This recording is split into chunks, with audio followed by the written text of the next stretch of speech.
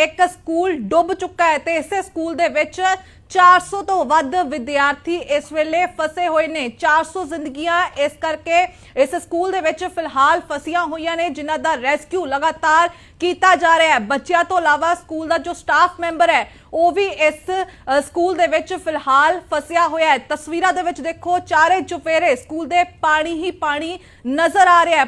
दीप सिंह सेवादार गड्डीवाल वाले का बहुत बहुत धन्यवाद जिन्होंने सानू इन्नी खतरनाक मुसीबत तो बच्चों को लैके बड़ी ही सेवा भावना नाल कड्ढिया। तुहाडे सारिਆਂ ਦਾ बहुत बहुत धन्यवाद।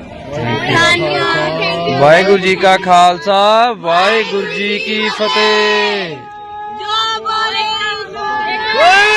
श्री अकाल। वाहिगुरु जी की फतेह।